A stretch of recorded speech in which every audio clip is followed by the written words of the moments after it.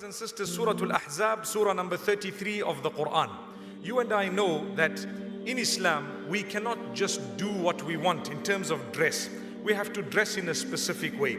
We have to follow rules and regulations. We have a uniform. Although that uniform is very broad, and although the rules and regulations governing the dress, they are actually quite broad and they are quite easy to fulfill. But there are rules. We cannot just do as we wish, because we call ourselves Muslimin. And if we do as we wish, then Allah subhanahu wa ta'ala tells us that you will have to pay for the choice you've made. You know, people today say, I'm free to do whatever I want to do. Technically, you are right. You are free. But the choice you make will come at a price. Remember that. You will have to pay for it either in the dunya or the akhirah or both. So when you make a decision, you might be free to make that decision as a human being. You chose how you want to dress, how you want to talk, what you want to do, what you want to eat. You chose what you want to engage in. You chose the prohibitions you want to do and the obligations you want to stay away from. Fair enough, the choice was yours, but you are answerable. You are responsible. You will pay for how you have chosen. Therefore, choose wisely. So, one of the issues made mention of in this beautiful surah is a piece of advice that Allah subhanahu wa ta'ala tells Muhammad sallallahu alayhi wa sallam to issue to his family members, to the women, to his wives, his daughters, and the believing females. So it is not just a piece of advice, but in fact an instruction. So Allah says, Ya ayyuhan nabiyyu, O messenger, sallallahu alayhi wa sallam. Qul, say to whom? لِأَزْوَاجِكَ وَبَنَاتِكَ وَنِسَاءِ الْمُؤْمِنِينَ. Say to your wives, to your daughters, and to the believing women, يُدْنِينَ عَلَيْهِنَّ مِنْ جَلَابِيبِهِنَّ, that they should cover themselves with an outer garment. They should cover themselves with an outer garment. This is referring to when you're emerging from the home. You throw over yourself an outer garment. It's an instruction, verse number 59 of Surah 33, Surah Al-Ahzab, where Allah is saying to Muhammad sallallahu alayhi wa sallam, tell your wives, tell your daughters, and tell the believing women that they have to throw on themselves this outer julbab. Julbab meaning you have your dress, you are wearing your clothing. As you emerge from the home or you are in the presence of those who are strange, etc., you throw over a cloak or you throw over an outer garment in order to conceal your beauty.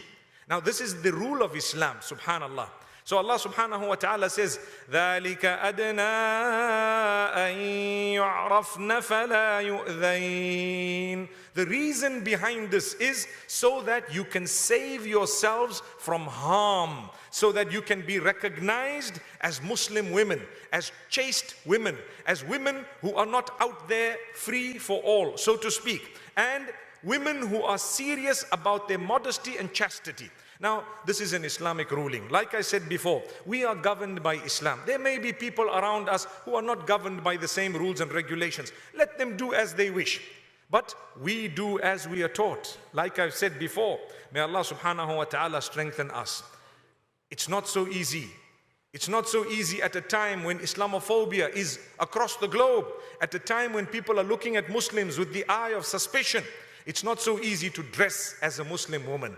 But for those who do, remember, they will save themselves from calamity, disaster in this world and the next. It might seem like it's tough and difficult, but wallahi, the more we are in number, the better the message we deliver to say we are peace-loving, we are beautiful people, we will reach out, we will help, we will assist, we have good character, we have conduct, we are a nation that is filled with goodness and morality and conduct. We are not bad or evil. But when we hide our identity, who would then know that we are Muslim when we do a good deed? May Allah subhanahu wa ta'ala grant us acceptance. So this is called the verse of hijab.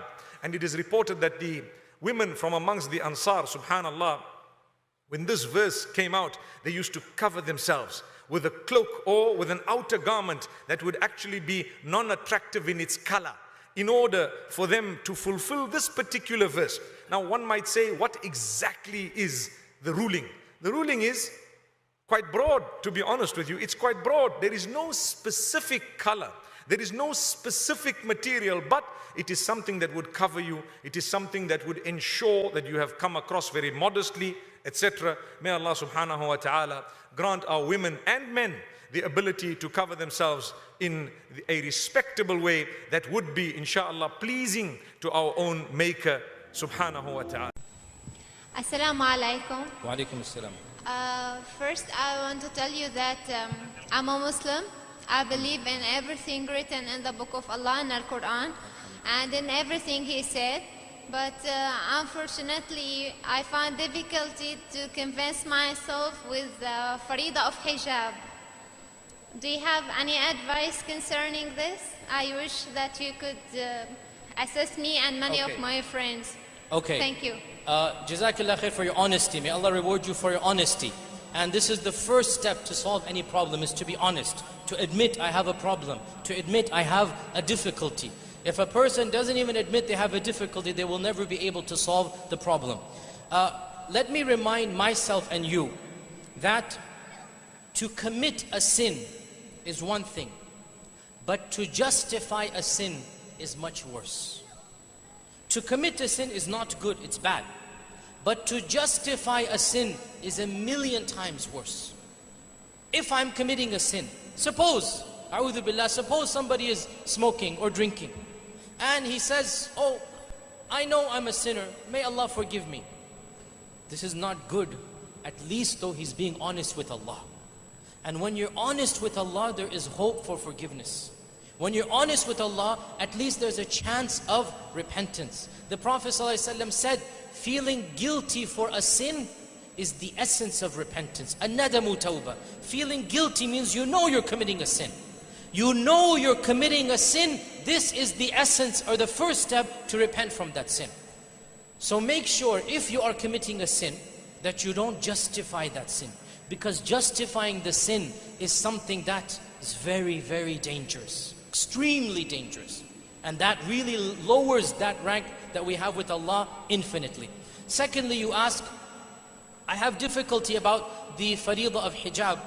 I remind you that the concept of hijab is a concept that is found very explicitly in the book of Allah Jalla Jalaluhu, and very explicitly in the sunnah of the Prophet Sallallahu Alaihi Wasallam. Allah says in the Quran that let the believing women وَلْيَضْرِبْنَ بِخُمُرِهِنَّ عَلَى جُيُوبِهِنَّ. Allah says in the Quran that let the believing women draw their khumur over their juyub. And khumur is the plural of khimar. And khimar is the Arabic word for that which covers your head. In English we call it a headscarf. So Allah is saying, let believing women draw their headscarves over their juyub. And juyub is their chest area. So Allah is saying, take your headscarf and make sure that you cover even your chest with the headscarf. This is very explicit in the Quran. There's no ambiguity here. Many people now are saying, where does the Quran say we have to do hijab? These people are people who have never read the Quran. It's right there in front of them, black and white. It's right there. Allah says, let believing women put their headscarves and cover their necks with it. Why is this? Because some women, listen to this, some women in the days of Jahiliyyah, they would cover their hair, but they would take their headscarf and throw it behind their back, and they would expose the upper chest.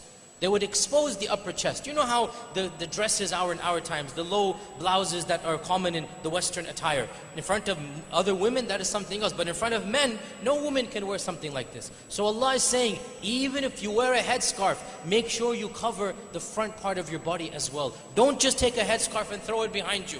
Take the headscarf and put it in front of you. So the Quran is very clear. And realize, my dear sisters, that this concept of modesty is something that Allah is doing not just for our protection, but primarily for yours. Allah says in the Quran that let believing women wear their coverings and garments. Why?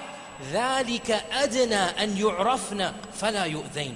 That is better for them. Allah is saying, for you to wear your scarf, for you to wear your covering, it is better for you. Allah is saying. Why? So that they will be recognized and not taunted, not humiliated, not become the object of teasing and of evil things. فَلَا يُؤْذَيْنَ. So my dear sister, realize that this protection that Allah wants from you, it is to protect you, not only to protect the rest of society, but to protect you. Also realize that our Prophet ﷺ, praised modest women, and he praised women who guard their chastity and who guard their beauty that Allah has given to them. And he also was not happy. In fact, in some ahadith, he cursed those women who flaunt their beauty. In one hadith he said, those women who do so, they will not smell the fragrance of paradise. In another hadith he said, these women who flaunt their beauty are of the signs of the day of judgment. This is of the signs of the end of times, that women will lose modesty. And in another, all of these hadith basically, they tell us the positive of covering, the positive of being modest, and the negative of being immodest. My dear sister in Islam, let me remind you of a blessing that all of you here take for granted. It is a blessing of living in a Muslim land and a Muslim country. I come from America. I come from America. That's where I live. That's where my home is. That's where my family, everybody is there. For a sister to wear hijab in America, it's not easy, especially post 9/11. I know, we know this as Muslims living there. My own wife has been threatened, ridiculed. People mock her. People look at her and stare.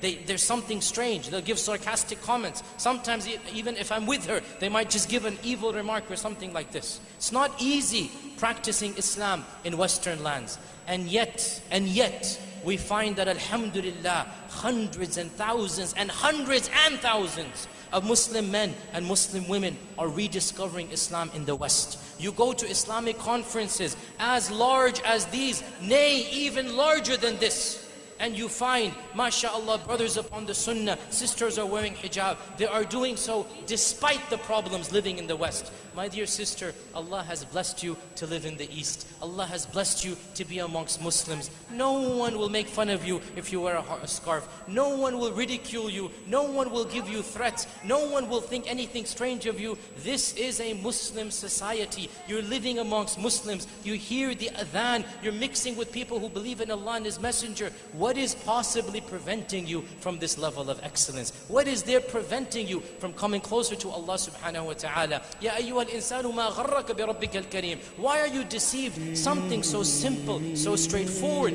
Living in a society of people who are believers in Allah and His Messenger. I pray that Allah subhanahu wa ta'ala gives you the strength and the courage, and He gives all of us the strength and the courage and the iman to live like Muslims, to act like Muslims, to behave like Muslims. This is only by doing this, and only by being proud to be Muslim, will the pride that Islam deserves return. My dear sister, I ask you a blunt question. If you are embarrassed about being a Muslim, if I'm embarrassed about being a Muslim, then is it any confusion? Is it any wonder that Islam has become something to be embarrassed about? The day that you are proud to be a Muslimah and I am proud to be a Muslim, that is the day that Islam itself shall regain its pride. May Allah subhanahu wa ta'ala make us amongst those who bring that pride back. Wa jazakumullahu khairan. Wassalamu alaikum wa rahmatullahi wa barakatuh.